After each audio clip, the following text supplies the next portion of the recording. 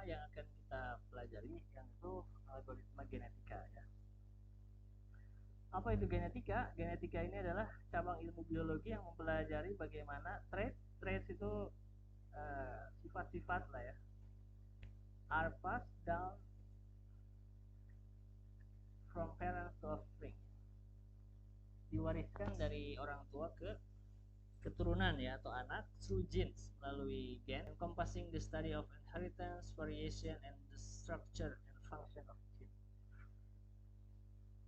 tentang variasi dan juga struktur dan fungsi dari genetik. Kemudian ada yang disebut dengan barisan DNA ya. Ini adalah urutan dari nukleotids. ACGT. Apa singkatannya tuh?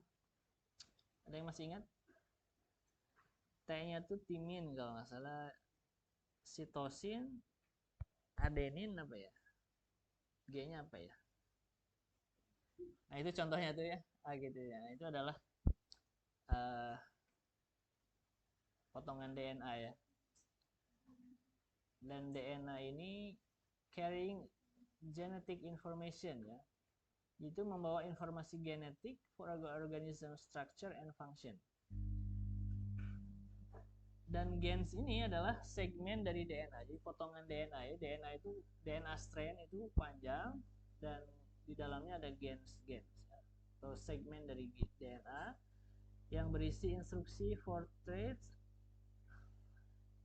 ya, bisa berupa sifat atau fisiologi ya, and are passed down from parents to offspring. Offspring itu keturunan ya atau anak. Diturunkan atau diwariskan dari orang tua ke anak, determining characteristic like eye color and susceptibility to disease ya. Jadi yang namanya genetik itu bisa apa ya? Bisa turun ke anak cucu gitu mas. Jadi misalnya warna apa, warna mata kan bule beda ya sama warna mata orang Indo ya ya. Itu kenapa? Karena ada faktor genetik ya. Faktor genetiknya itu berbeda. Jadi yang namanya gen itu bisa menurun. Dan ketika ibu dan bapak bersatu, anaknya itu boleh jadi beberapa didapat dari ibunya, boleh jadi didapat dari ayahnya. Dan itu tidak hanya pada sifatnya, tapi juga bisa pada fisiologi ya.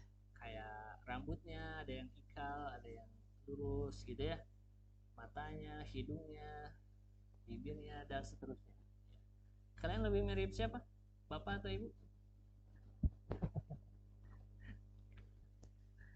Ada yang bapak, ada yang ibu ya. Yaitu faktor genetik.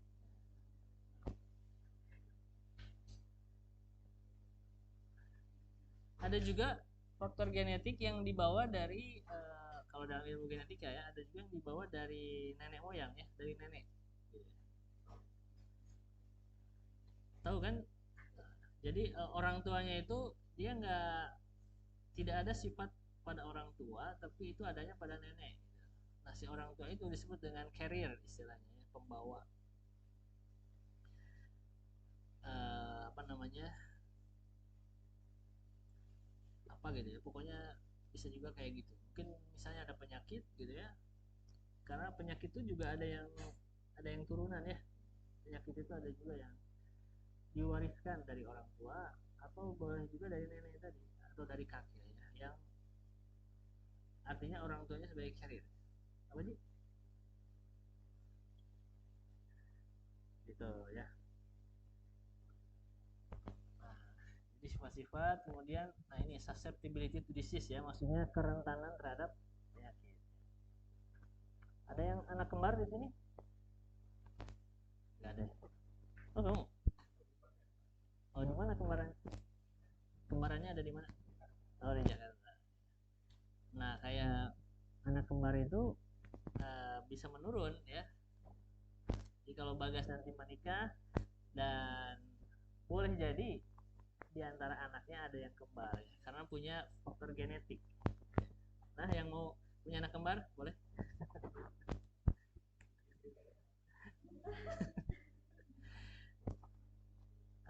karena ada faktor genetik. Nah gitulah kira-kira ya dalam ilmu biologi.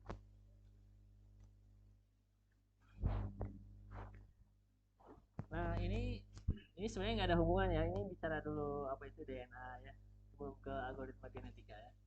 Ada satu buku, ini penelitinya dari Jepang namanya Kazuo Murakami. Dia meneliti tentang The Miracle of DNA ya. Untuk keajaiban dari DNA. Ini diterjemahkan dalam buku Indonesia namanya Misteri DNA, terbitkan oleh Gramedia kayaknya kalau lihat.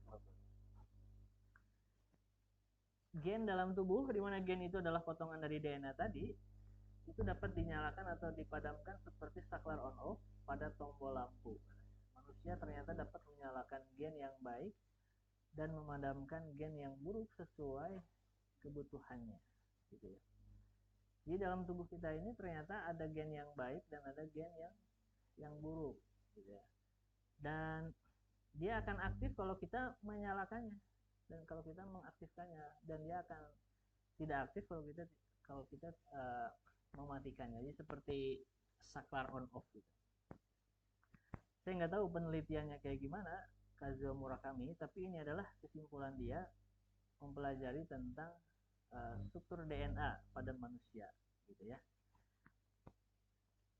Ya, tapi ada logisnya juga ya. Dalam diri kita ini kan ada sisi baik, ada sisi buruk, ya nggak? Benar? Dalam diri kita ini ada sisi baik, ada juga sisi buruk, gitu ya.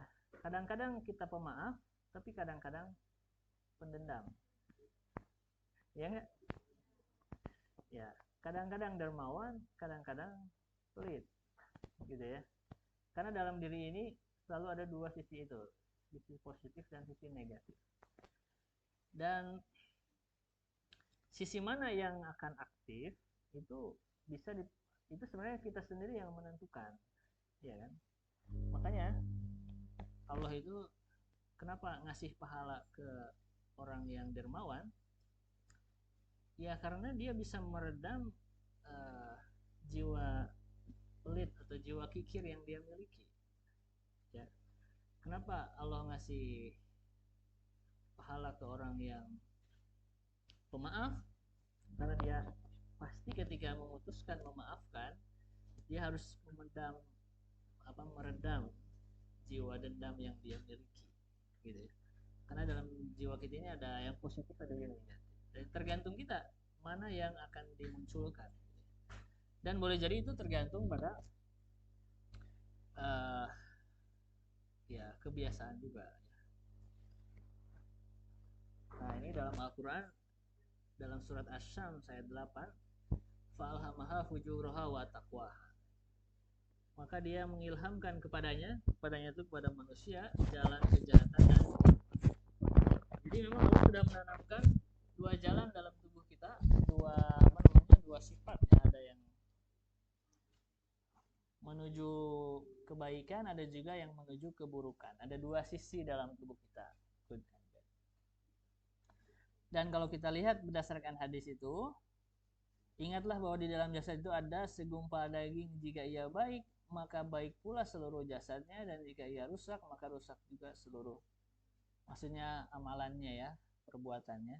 Ketahuilah bahwa ia adalah hati atau jantung. Nah jadi hati ini yang mempunyai peran penting dalam mengaktifkan ya sisi mana yang akan muncul dalam diri kita, gitu ya, apakah kebaikan maupun keburukan. Nah, ini ada ya, ini nyambunglah dengan DNA tadi ya. Oke. Nah, ini sejarah singkat ya tentang tentang ilmu genetik ya, atau ilmu genetika ya. Jadi ilmu genetika ini muncul tahun 1800-an ketika Gregor Mendel ini meneliti bagaimana traits are inherited, diwariskan by studying peas. Jadi dia mempelajari tentang peas. Peas itu kayak kacang apa ini? Polong. Ya. Kacang polong. Dan dia meneliti ternyata ada sifat-sifat yang diwariskan gitu ya dari dari orang tuanya. Maksudnya kan ini bijinya mungkin bisa ditanam lagi gitu ya. Dan ternyata setelah tumbuh anaknya dari biji ini dia punya sifat-sifat yang sama kayak induknya gitu. Jadi awalnya dari situ.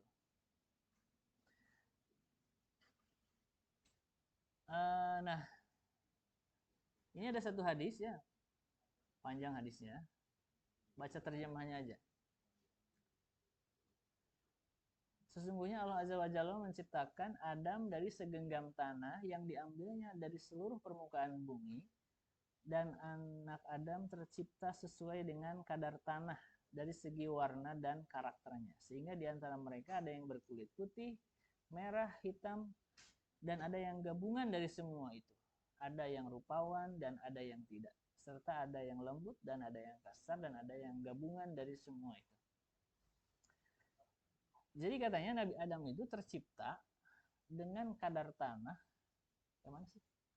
Oh, dari seluruh permukaan bumi ya. Jadi bumi ini kan tanahnya beda-beda ya. Tanahnya beda-beda. Dan Nabi Adam ini diciptakan dari segenggam tanah dari seluruh permukaan bumi. Makanya kok orang tuanya Nabi Adam tapi anak keturunannya bisa beda-beda. Ya enggak? Sempat nggak bertanya? Sempat nggak bertanya kenapa beda-beda gitu ya? Yang di Amerika, yang di Eropa, apakah itu anak Adam atau bukan? Kita anak Adam bukan? Ya semuanya juga anak Adam ya kan? Maksudnya agama Islam mempercayai bahwa Adam itu kan manusia pertama, ya kan? Manusia pertama. Tapi kenapa keturunannya bisa berbeda-beda? Karena kalau kita lihat ternyata Adam itu diciptakan dari apa namanya? Dari segumpal tanah, dari semua permukaan bumi gitu ya. Dan apa namanya? Dan anak Adam yang tercipta itu sesuai dengan kadar tanah, dan itu maksudnya dari segi warna dan karakternya, sehingga diantara mereka jadi beda-beda gitu kan. Genetik itu nurun dari orang tua, tapi nurun yang apa ya, yang turun tuh pada bagian yang mana itu yang beda, yang membuat dia beda-beda. Dan ketika anak Adam menikah dan punya punya anak lagi, itu kan ada namanya itu crossover ya, ada persilangan genetik di situ, dan hasilnya akan bisa berbeda lagi dari orang tuanya, dan terus gitu ya sampai nggak tahu berapa tahun ya, apakah jutaan tahun boleh jadi gitu ya, saling apa namanya, saling berubah gitu ya. Karena yang namanya anak itu memang tidak sama persis dengan orang tuanya ya, selalu ada perbedaan ya, tidak sama persis. Nah gitulah kira-kira ya. Kemudian ini dalam di masa Rasulullah juga, ini hadis riwayat Bukhari ya. Wahai Rasulullah, ini ada seorang Baduy ya, datang menemui Rasul lalu berkata, wahai Rasulullah, istriku melahirkan bayi laki-laki berkulit hitam. Beliau bertanya, apakah engkau punya unta? Kata Rasulullah. Dia menjawab, iya. Terus beliau bertanya, apa warnanya? Dia menjawab, merah. Beliau bertanya, beliau itu Rasulullah. Beliau bertanya, adakah yang warna keabu-abuan? Dia menjawab, ada. Terus beliau kembali bertanya, bagaimana hal itu bisa terjadi? Dia menjawab, menurutku itu bisa terjadi karena faktor nenek moyang unta itu, katanya. Terus beliau berkata, nah bisa jadi nenek moyangmu dulu ada yang berkulit hitam, katanya. Jadi si anak Baduy ini kaget, bukan kaget, dia bertanya, kok anaknya berkulit hitam gitu. Terus di sini ada perbincangan tentang unta gitu ya, bahwa unta itu juga punya sifat genetik yang turun dari nenek moyangnya. Nah, boleh jadi nenek moyangmu dulu ada yang berkulit hitam gitu ya. Nah, jadi ada pepatah mengatakan nih, ada pepatah orang Belanda. Apa itu bacanya ya? Ya, pokoknya buah apel jatuh tidak jauh dari pohonnya. Itu kan analogi tadi ya, bahwa anak itu mewarisi sifat dari orang tuanya. Ada juga like father, like son ya, pernah dengar? Nah, dalam bahasa Inggris atau dalam bahasa Indonesia ada air securan atap jatuh ke pelimbahan juga ya. Nah, ini apa namanya? Menyambung tadi konsep yang ditemukan oleh Mendel ya tadi ya. Mendel. Bahwa ada sifat yang diturunkan dari orang tua ke anak. Nah, kemudian ada juga teori Darwin ya. Pernah dengar nggak? Dulu waktu kuliah ya, ada teori Darwin atau evolusi Darwin. Ini adalah evolusi bahwa spesies itu berubah over time ya, terhadap waktu. Jadi katanya spesies itu berubah dari waktu ke waktu through the process of natural selection. Melalui proses seleksi alam ya. Ini menurut Darwin ya. Leading to the development of new and diverse form of life. Nah, ini contohnya ya. Ada jerapah. Ada yang disebut dengan seleksi alam gitu ya. Jadi jerapah yang lehernya tinggi itu akan lebih survive, lebih daya tahan hidupnya lebih tinggi daripada yang tidak, karena dari sisi makanan tidak bisa menjangkau yang tinggi gitu. Nah, ini ada seleksi alam ya, pernah dengar ya seleksi alam ya, natural selection di teorinya Darwin. Dan ini yang membuat perubahan ya dari waktu ke waktu gitu, karena ada seleksi alam. Nah, ini jadi kata Darwin itu only the fittest will survive, hanya yang paling kuat yang akan survive, yang akan terus hidup gitu ya. Nah, ini ada sekumpulan hewan yang mau loncat. Yang paling kuat ya yang dia yang akan hidup gitu ya, sisanya akan mati gitu. Nah, jadi kalau kita gabungkan antara genetikanya Mendel sama evolusinya Darwin, ini muncul satu metode atau yang menginspirasi dari algoritma genetika ya. Bahwa dalam kehidupan ini kan terjadi perubahan generasi ya, dari generasi ke generasi. Misalnya dalam hidup kita ya, dalam ada generasi orang tua atau nenek moyang, nenek, nanti orang tua, terus kita misalnya. Nanti kalau punya anak ada generasi baru lagi. Jadi ada perputaran terus, dan di situ ada seleksi alam, ada selection di sini. Jadi hanya yang paling kuat yang akan bertahan hidup katanya. Kemudian ada proses reproduksi juga.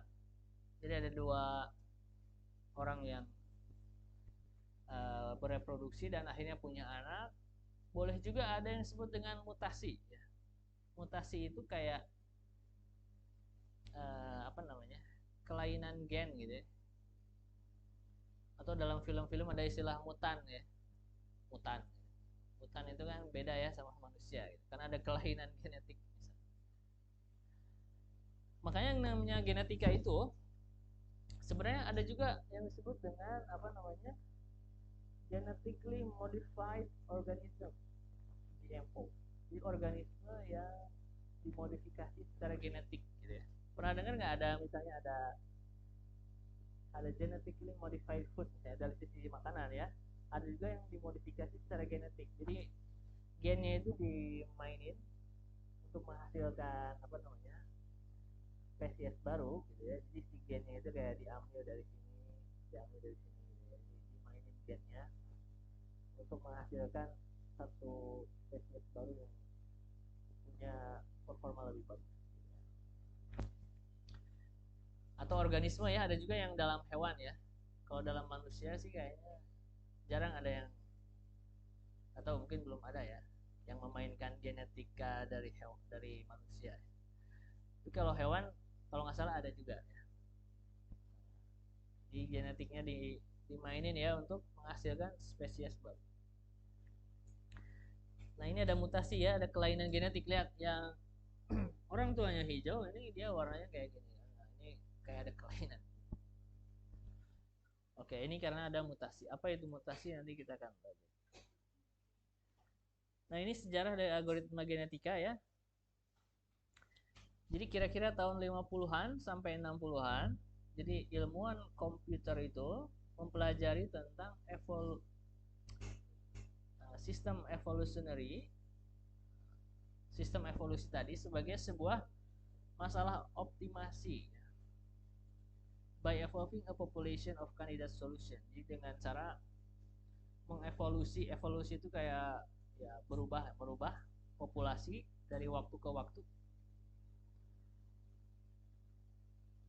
Nah, menggunakan ini variasi genetik alami dan juga seleksi alami.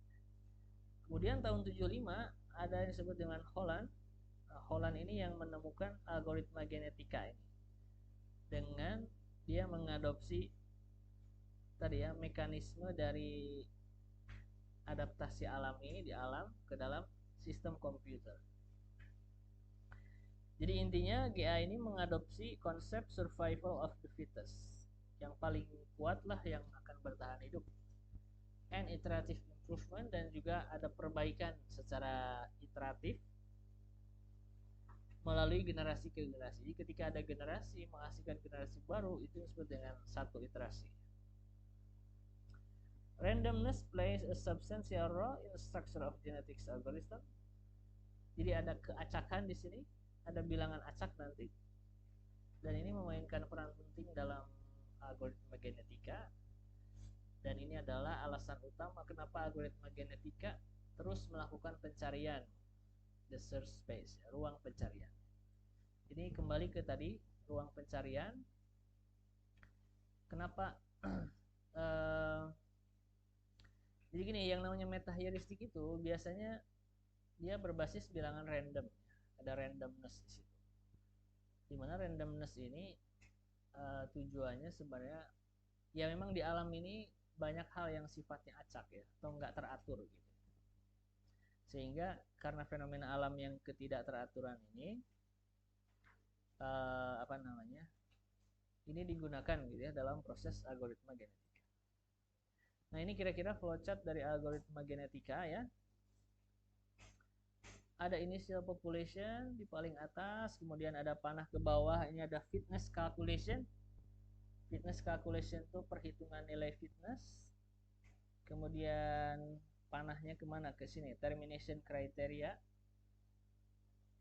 Sebenarnya ini kan pengulangan ya, tapi karena baru aja mau mulai kan, makanya langsung ke proses seleksi. Akan ada proses pemilihan orang tua di sini.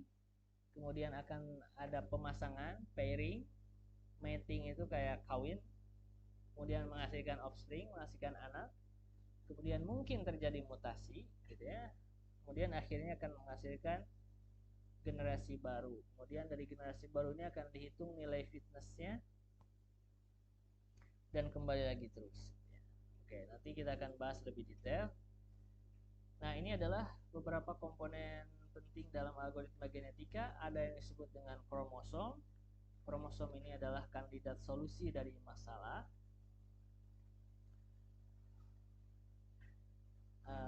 Kemudian represented as a string of genetic information such as kromosom ini berupa string ya, string itu kumpulan karakter yang isinya informasi genetik dari satu individu, such as a bit string.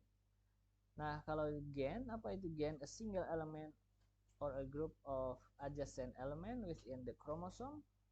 Di kromosom itu terdiri dari gen-gen. Di kumpulan gen itu disebut dengan kromosom.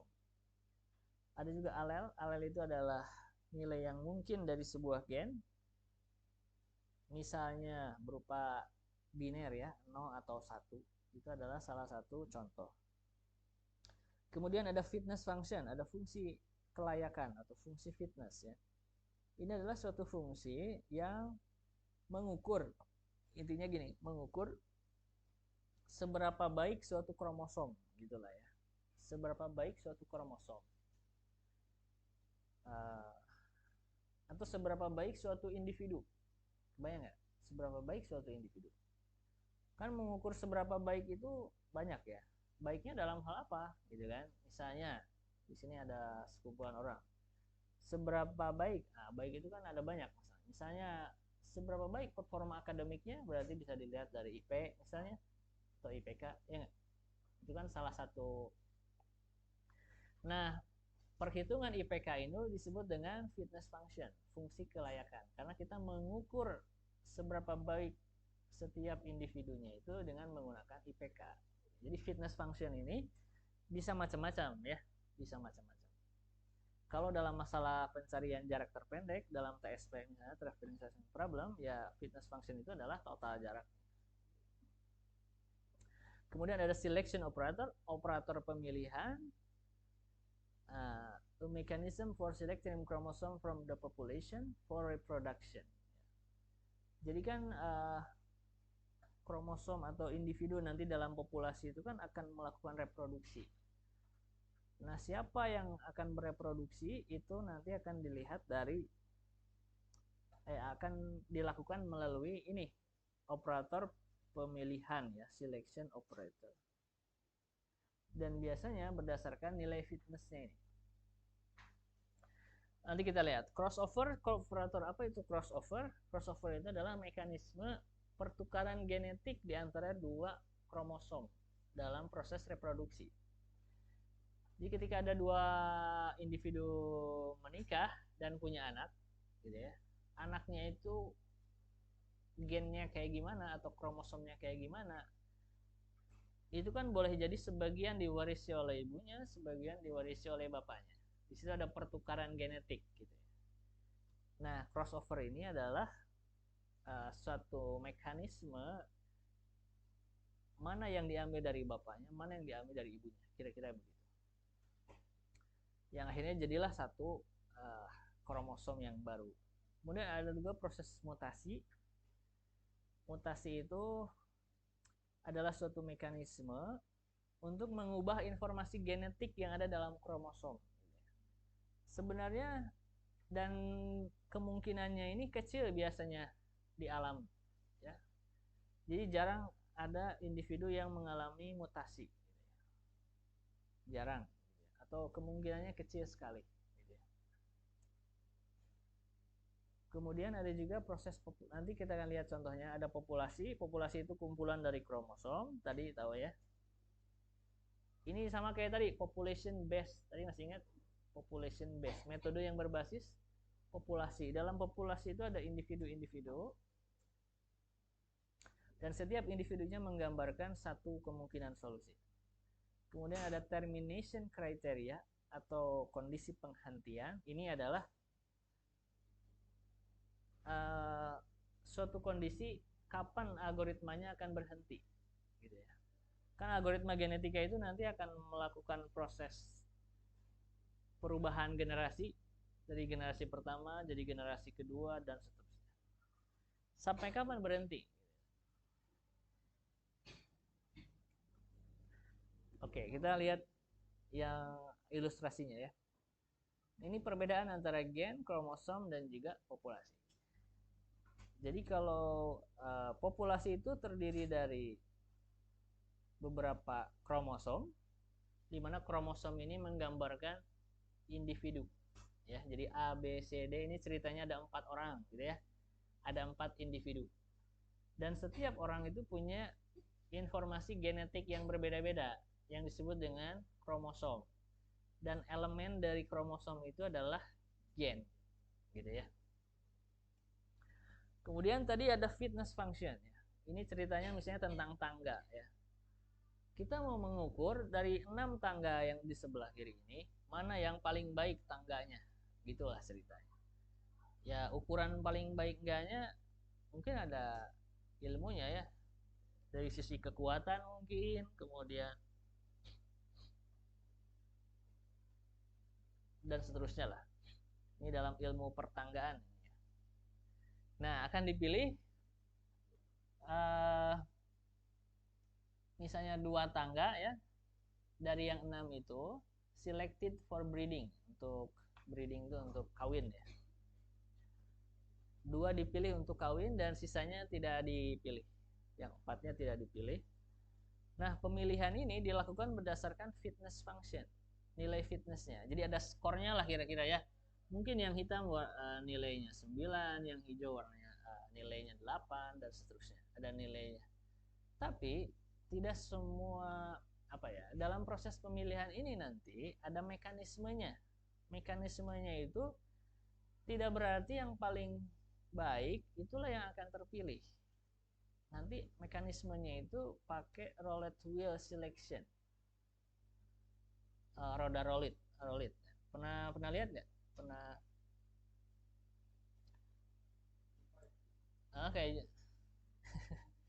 Kayak yang ada di dunia judi. Ya, kayak gitu ya. Jadi di situ lihat ada satu yang berwarna biru, ada 2, 3, 4, 5 ya. Masing-masing sebut saja 5 ini adalah individunya ya. Setiap individunya ini punya nilai, dan nilainya itu digambarkan dengan peluangnya di situ. Jadi misalnya yang satu itu 31%. Itu artinya areanya itu 31% dari total gitu ya. Yang 2 5%, yang 3 38%, yang 4 12%, dan yang 5 14%. Gitu. Nah, persentase ini menunjukkan seberapa baik individu itu. Jadi kalau kita lihat yang nomor 3 ini adalah individu terbaik. Ya enggak? Karena kebaikannya itu 38% dibanding urutan kedua berarti 31% dan seterusnya. Akan tetapi karena mekanismenya pakai roulette wheel, ketika roda ini diputar, belum tentu yang nomor 3 itu yang terpilih. Ya enggak? Benar? Belum tentu yang nomor 3 ini yang terpilih. Boleh jadi dia berhentinya nanti di yang lain. Tapi ketika persentasenya itu besar atau peluang keterpilihannya besar, ya berarti dia peluang terpilihnya juga besar. Ngerti nggak? Jadi itu hanya bicara tentang peluang keterpilihannya itu besar, tapi belum tentu dia yang terpilih, gitu.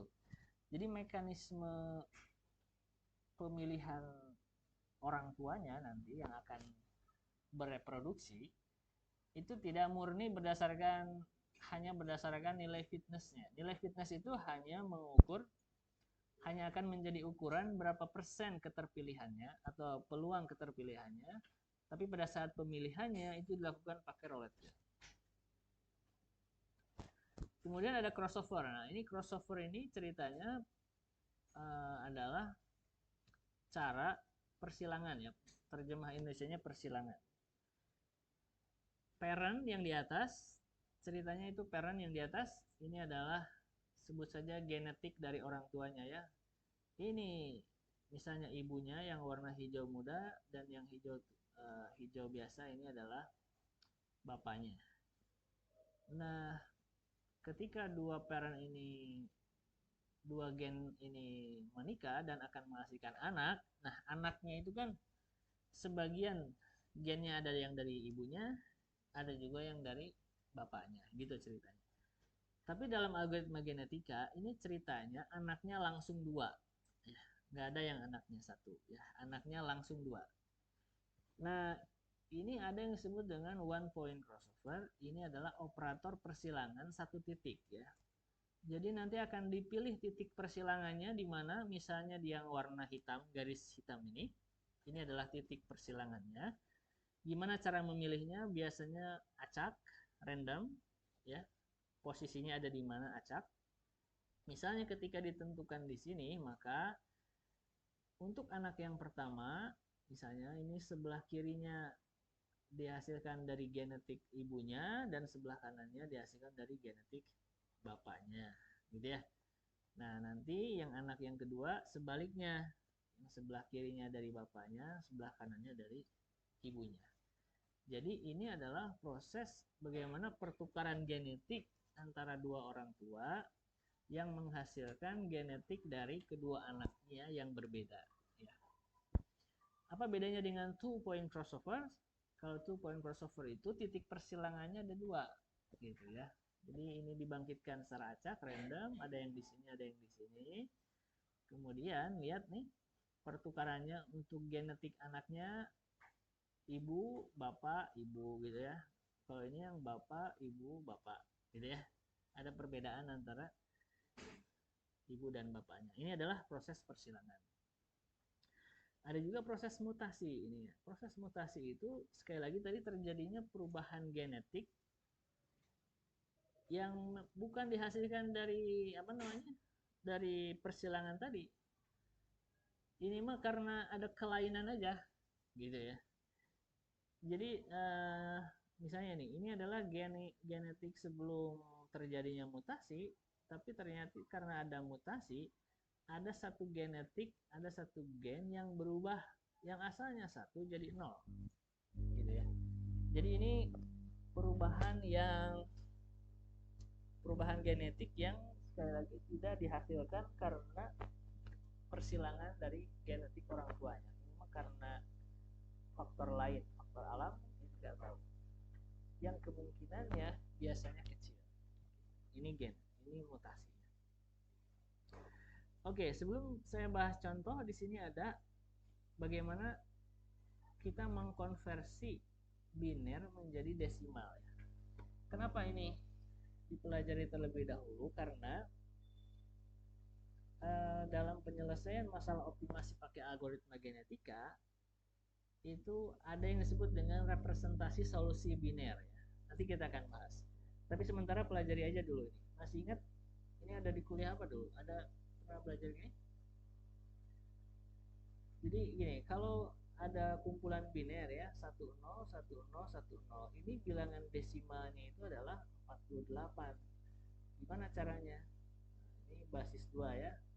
Jadi yang 0 ini berarti 2 pangkat 0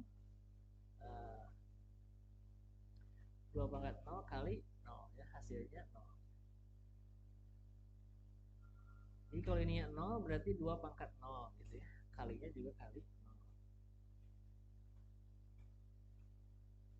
0-nya dari sini ya. Kemudian kalau yang ini 1 berarti 2 pangkat 1 kali 1. Oh, sorry. Ini 0, 1, 2, 3, 4, 5 ini menunjukkan digit ke-nya ya. Ini digit ke 0, ke 1, ke 2, ke 3, ke 4, ke 5 ya. Di 2 pangkat 0 berarti digit yang ke 0 kali berapa nilainya? 0 gitu ya. 2 pangkat 1 kali 1, 2 pangkat 2 kali 0, karena nilainya 0. 2 pangkat 3 kali 1 karena nilainya 1, 2 pangkat 4 kali 0. Terus dihitung ini 0, 2, 0, 8, 0, 3, 2, dan kalau kita jumlahkan hasilnya 42 ya. Jadi ini adalah mengkonversi bilangan biner ke desimal. Ini biasanya diajarkan di kuliah teori bilangan ya, itu mata kuliah pilihan ya. Atau mata kuliah apa? Ada lagi? Diskrit atau kriptografi? Oke, nah ini contoh ya. Misalnya kita memaksimumkan fungsi fx, di mana fungsi fx-nya itu min x kuadrat dibagi 10 ditambah 3x, di mana x-nya antara 0 sampai 31 ya. Nah, si x-nya dapat direpresentasikan dengan bilangan biner ya. Yang panjangnya 5, panjang bilangan binernya ya. Dari 0 sampai 31. 0 itu berarti bilangan binernya 0-nya 5 kali. 31 itu bilangan binernya satunya sebanyak 5 kali ya. Jadi kalau ini dikonversi pakai ini, jadi kalau ini satu semua, ini nilainya 31.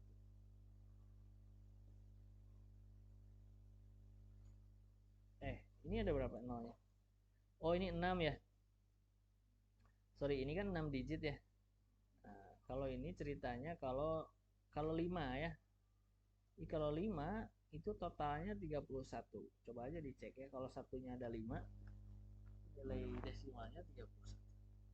Nah, generate initial solution, initial population. Jadi populasi awalnya itu dibangkitkan secara acak. Oke, lihat tabel yang ada di sini.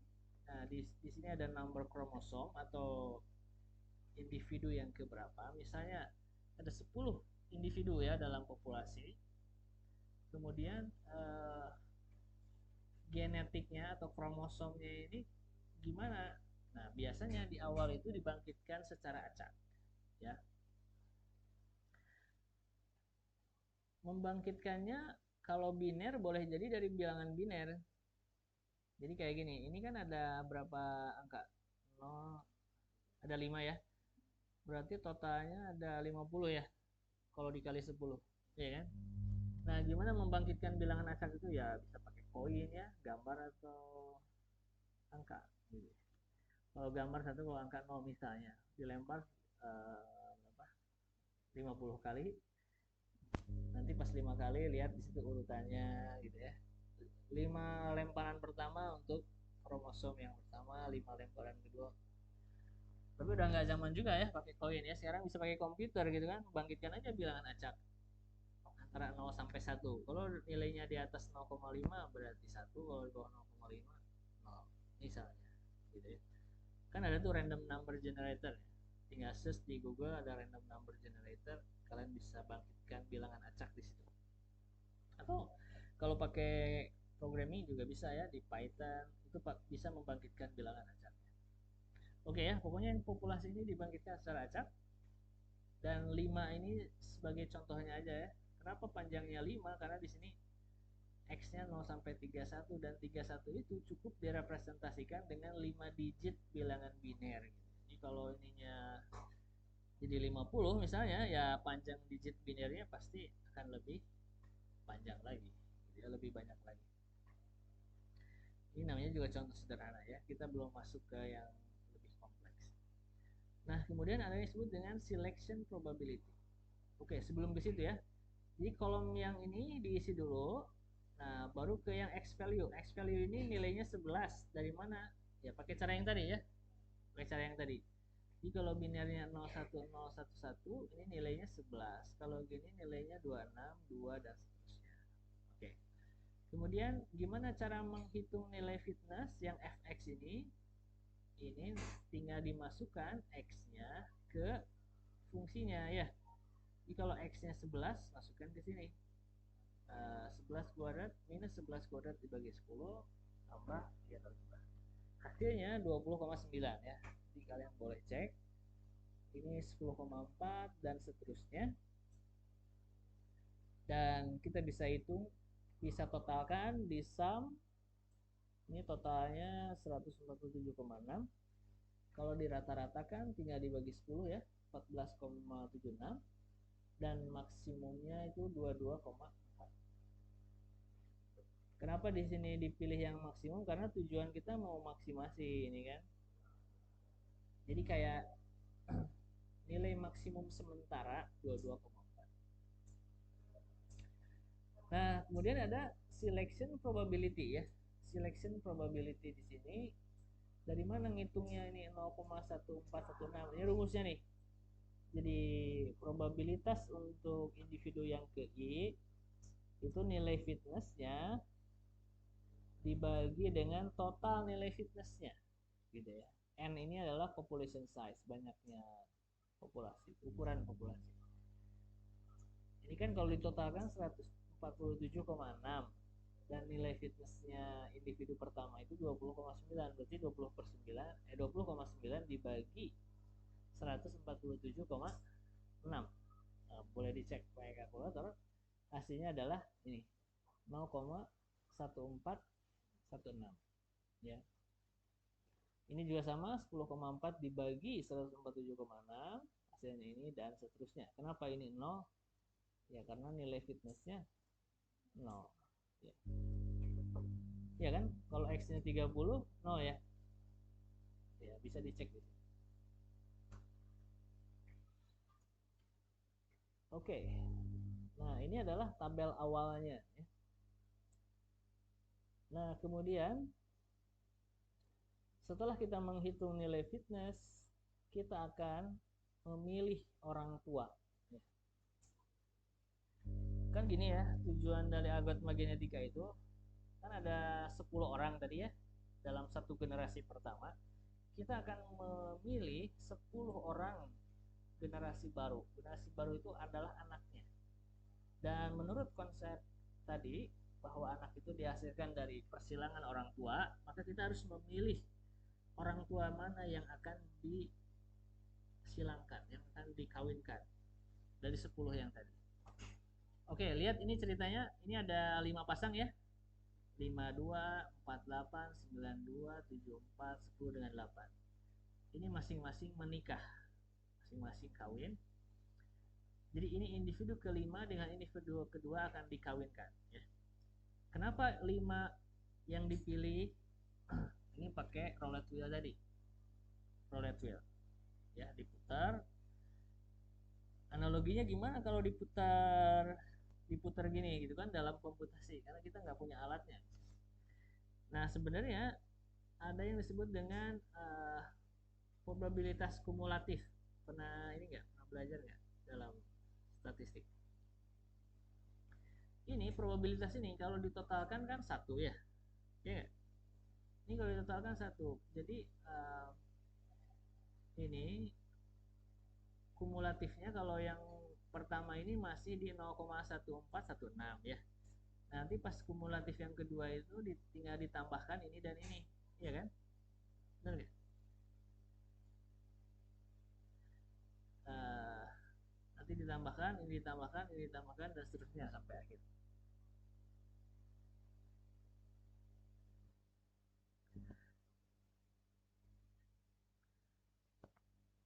Nanti uh, atau analogi lainnya apa? Ini kan menunjukkan persentase, ya nggak? Ini kalau dikali 100%, ini kan jadi persentase, ya nggak? Gini, kan tadi 0,14 ini kan didapat dari 20,9 dibagi 147,6. Kalau dikali 100% berarti kan jadi persentase, ya nggak? Jadi ini persentasenya 14%, benar? Yang ini kira-kira 7%, ini kira-kira 3,8%, ya nggak? Nah, itu ini analoginya kayak roulette wheel tadi ya, nomor 1 berapa persen, ya nggak? Nomor 2 berapa persen, nomor 3 berapa persen. Misalnya gini, gimana nanti permainannya ini kalau pakai komputer? Ini caranya pakai bilangan acak sebenarnya ya. Bangkitkan bilangan acak. Gini, ini kan kalau ditotalkan 100 ya. Nah, supaya mudah aja lah. Bangkitkan bilangan acak antara 0 sampai 100 gitu. Kalau misalnya bilangan acaknya yang pertama ya, misalnya 15, kan ini mulai individu pertamanya dari sini ya. Jadi kalau 15 itu masih di area nomor 1 ini, ya kan? Kalau bilangan yang dibangkitkannya 15 berarti masih ada di area yang pertama, berarti individu pertama yang terpilih gitu. Tapi kalau yang dibangkitkan misalnya 32 misalnya ya, 32 bilangan acaknya, maka individu yang terpilihnya yang ini nih, yang nomor 2 ini. Kenapa? Karena kan 31 kalau ditambah 5 36, ya kan? Jadi kalau angkanya 0 sampai 31 berarti yang terpilih yang ini. Kalau antara 32 sampai 36 gitu ya, itu yang kedua. Tapi kalau angkanya 3 berapa nih? Mulainya dari sini. 37 ya. Nah, 37 tambah 38, nah itu kan disebut dengan kumulatif ya. Probabilitas juga sama. Jadi kalian perlu belajar yang kumulatif. Nah, gitu permainannya. Jadi kayak dibangkitkan bilangan acak. Ya, kalau di sini karena 100% berarti bangkitkan aja 0 sampai 100. Nanti dia jatuhnya di area yang mana. Nah, jadi ceritanya gitu ya. Yang 5 ini ceritanya pas dibangkitkan bilangan acak, 5 yang terpilih. Dibangkitkan lagi yang kedua pakai roulette wheel, 2 yang terpilih. Gitu ceritanya. Berarti 5 dan 2 ini akan dikawinkan atau jadi pasangan pertama, ya.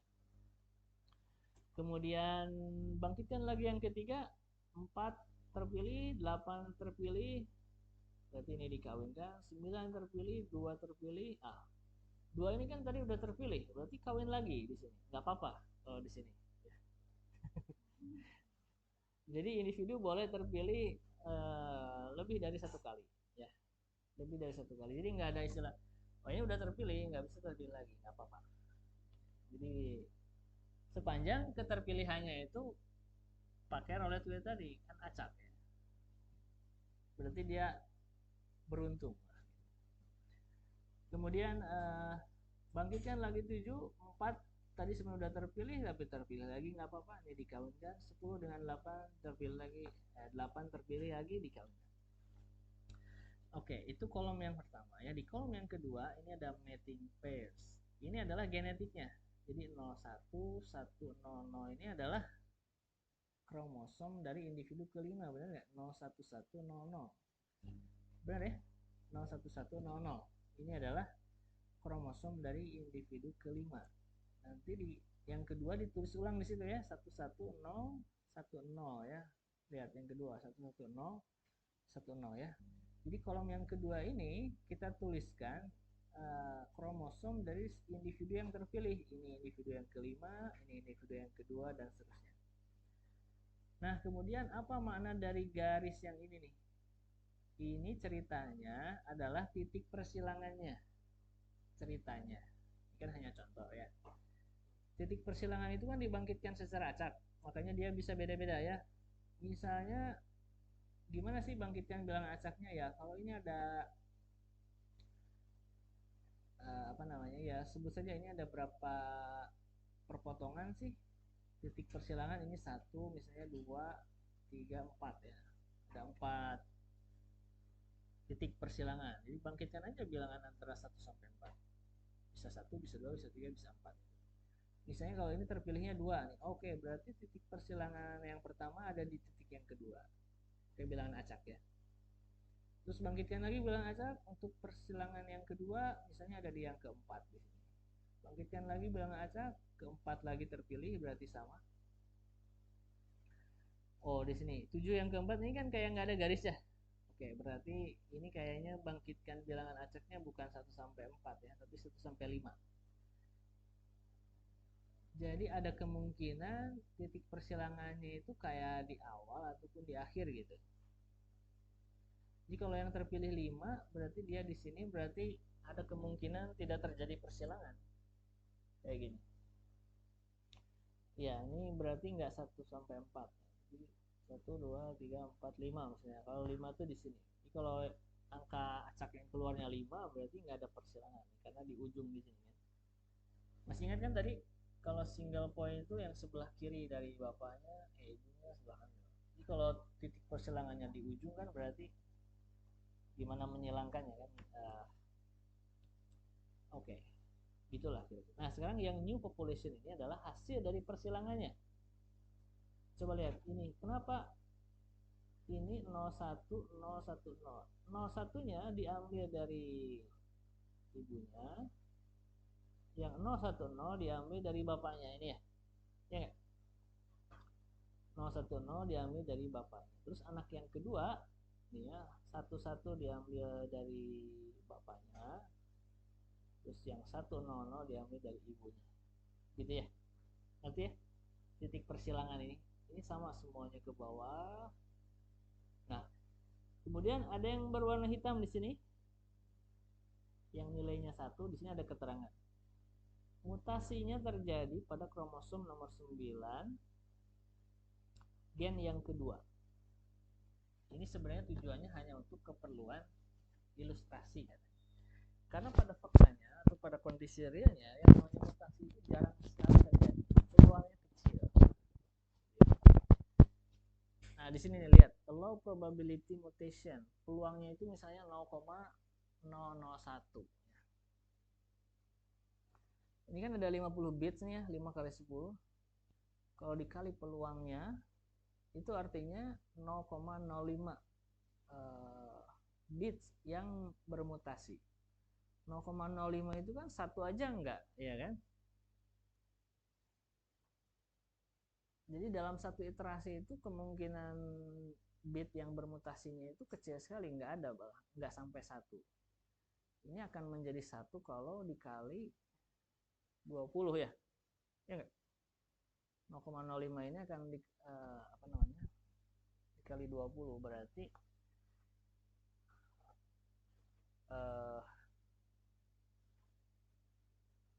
dalam 20 iterasi baru kemungkinan ada mutasi ya, dalam 20 pergantian generasi baru mungkin terjadi mutasi.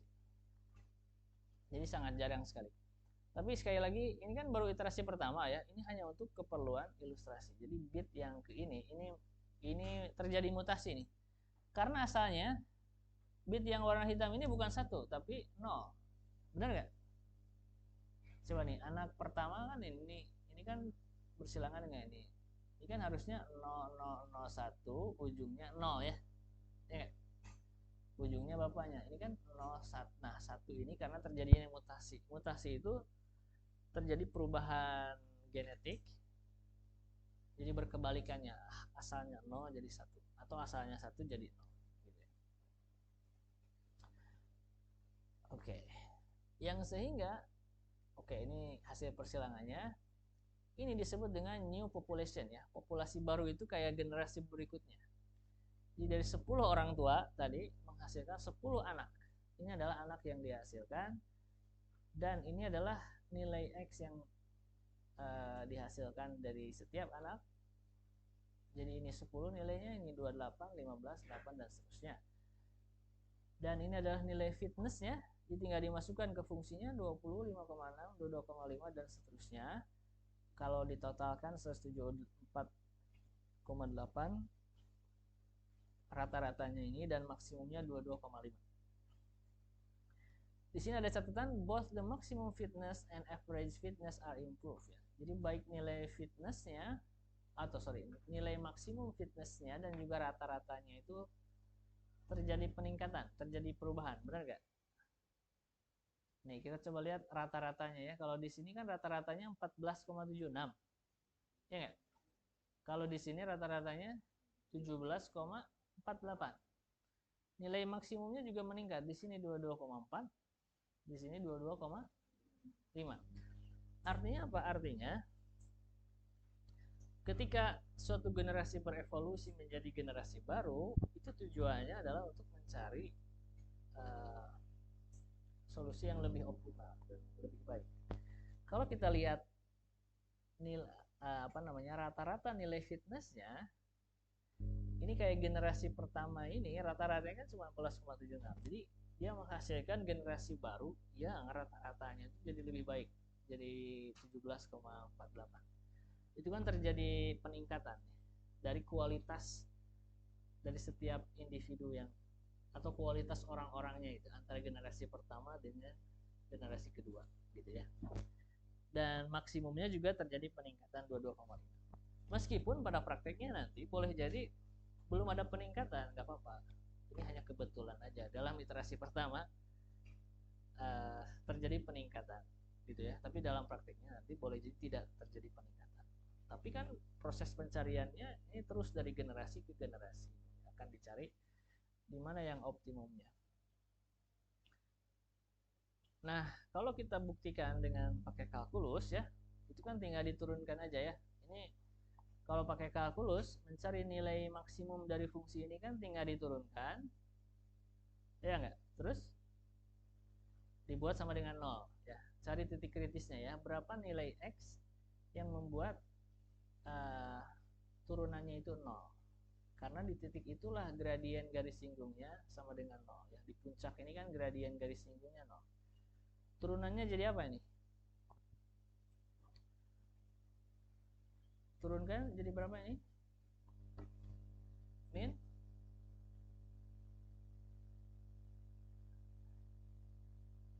2/10 X plus 3. Benar gak?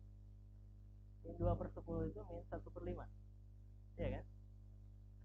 Min 1/5 atau min X per 5 ditambah 3. Kalau dibuat sama dengan 0, nanti didapat min X plus 5 kali 3, 15 sama dengan 0 gitu ya. Min X nya pindah ruas jadi X sama dengan 15. Benar gak? X nya 15 ya kan? Berapa nilai fx ketika x nya 15? Tinggal dimasukkan ke sini ya. Kalau x nya 15 dikuadratkan terus dibagi 10, nanti negatif ditambah 3 kali 15 hasilnya 22,5. Nah, kalian boleh cek. Dan kalau digambarkan grafiknya, grafik dari fungsi fx ini adalah ini. Jadi puncaknya itu ada di 15,22,5. dan itu sesuai dengan solusi yang tadi dihasilkan. Lihat, nilai maksimumnya kan 22,5 nih, dan itu terjadi ketika nilai X-nya 15, ya nggak? Gitu. Nilai X-nya 15. Ini sebenarnya kebetulan aja, karena namanya juga contoh sederhana. Kebetulan nilai uh, optimumnya atau nilai maksimumnya terjadi ketika X-nya itu bilangan bulat, ya nggak? Ketika X-nya bilangan bulat kan boleh jadi X-nya itu bilangan real, ya kan? Sedangkan konversi dari biner ke desimal itu kan berarti kalau kita lihat tadi mungkin nggak ada yang desimal, enggak ya? Ya kan semuanya bilangan bulat, ya kan? Nah, sehingga untuk masalah yang lebih kompleks itu butuh cara lain untuk representasi solusi. Jadi sekali lagi ini hanya sekadar contoh sederhana bagaimana proses sebenarnya dalam algoritma genetika dalam mencari nilai optimum. Oke, sampai sini ada yang mau ditanyakan?